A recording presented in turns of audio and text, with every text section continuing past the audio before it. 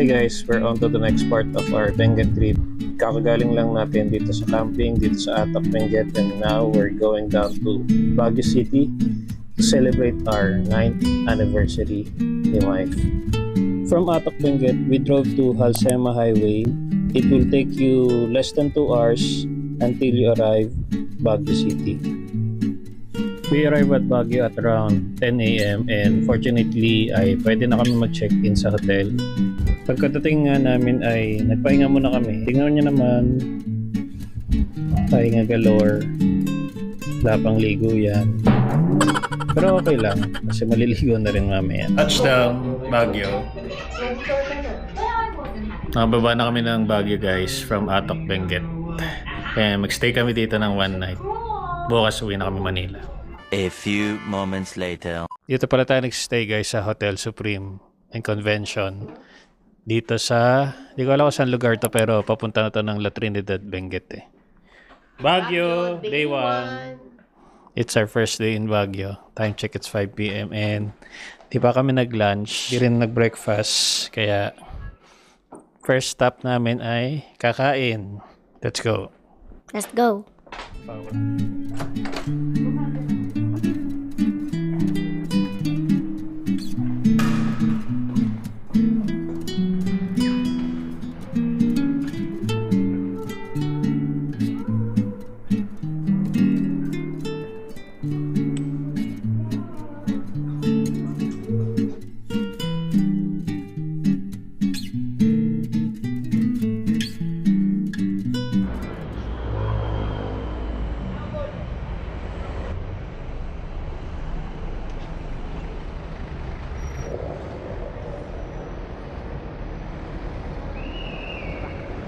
Guys, dito sa Baguio, pahirapan ng transfer lalo na kung rush hour.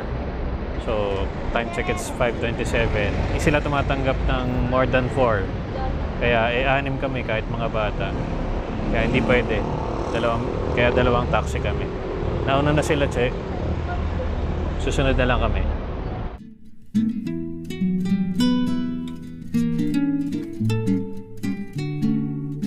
Dito na kami sa Good Days. Haba ng pila. Pero tingnan natin, baka saglit lang naman.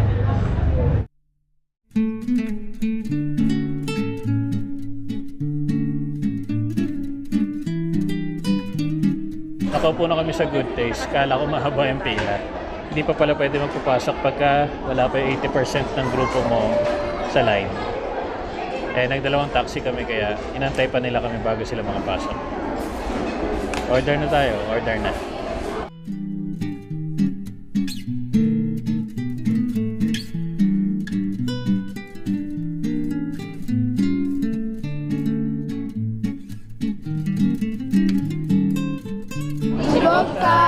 Cheeseburger time! Cheeseburger time!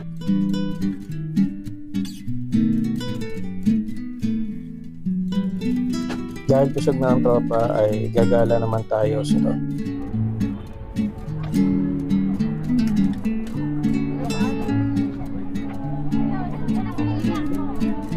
Tapos lang namin kumain and dito kami sa Burnham Park. Laki ng pinagbago niya. Wala namang ganito dati. Yung huling punta namin dito.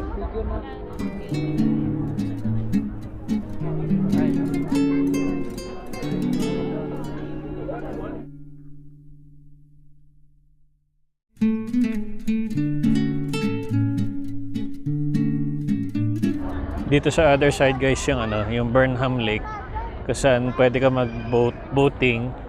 Sarado siya ngayon. Nire-rehab siya for improvement. Hindi ko lang sure kung kailan matatapos yan pero nire-rehab nila to promote more tourists dito sa Baguio.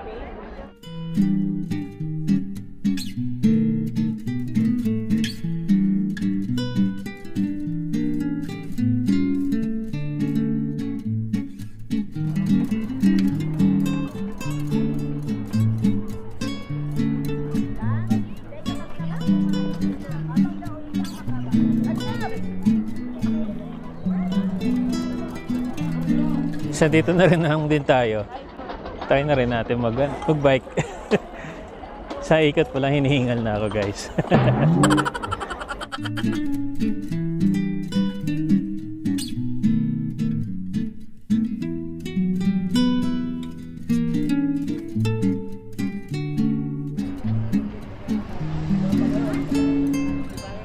Time check, it's 9 p.m. and pupunta tayo dun sa Baguio Night Market. Titingin-tingin lang kung ano meron doon. Let's go.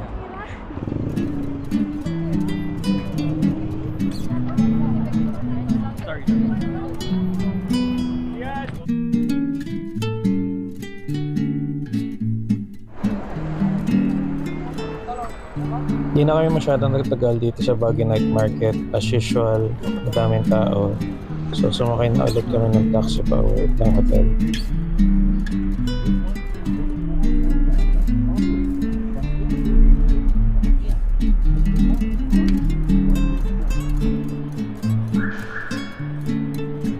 Natatamaan kasi yan.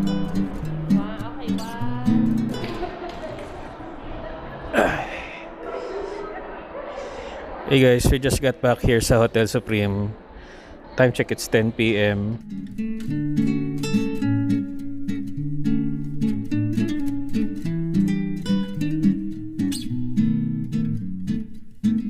Happy 9th anniversary! Yay! Okay na yan.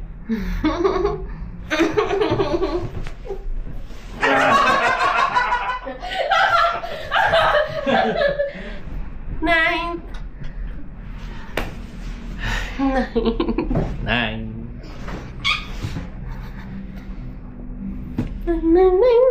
Nine.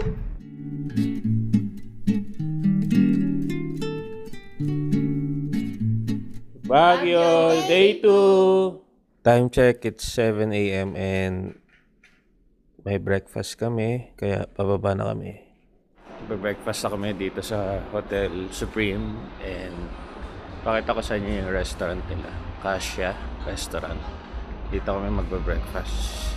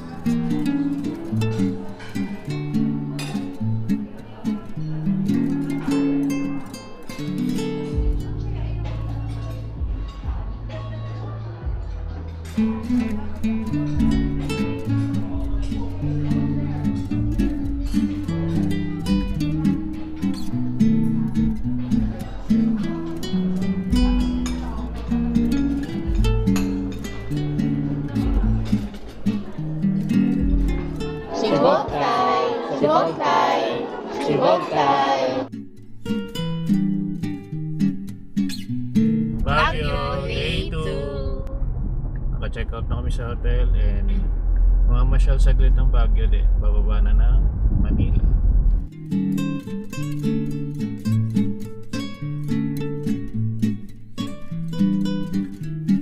Dito tayo sa Camp John Hay, dito sa Nike Outlet Store. Tumingin kami sa loob, actually hindi ko na nag-video. Up to 70% off, pero wala naman kami makitang 70% off na shoes doon. I think maximum na nakita ko is 40% off only. So walang 70%. So next time na lang.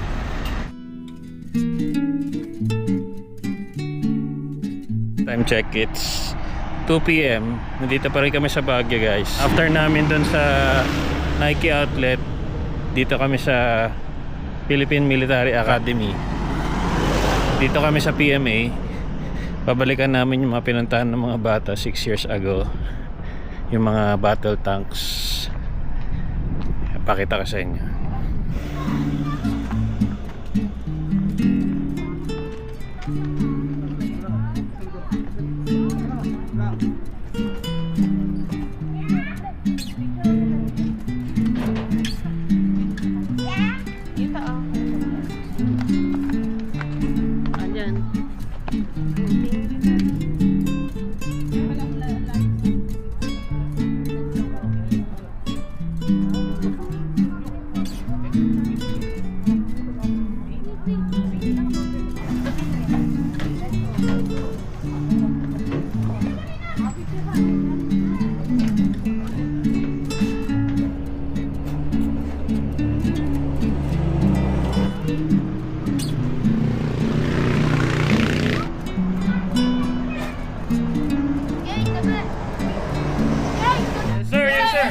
Ulit. 1, 2, 3.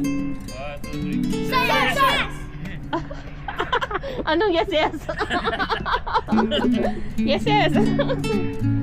Ate Kate naman. 1, 2, 3. Sir, yes sir. Sir, yes, sir. Sir, yes sir. Sir. Sir, yes, sir. Ulit. Teka, si Kate. Ayan. Okay, 1, 2, 3. Sir, yes, sir. So we decided to travel back to Manila early to avoid traffic. This Baguio trip is indeed short but sweet. And it's time to go back to Manila.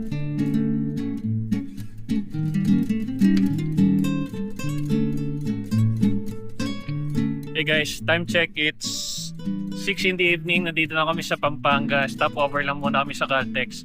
Pauwi na kami ng Manila. Dito ko natatapusin yung camping at saka yung trip namin sa Benguet. I'll see you on the next one.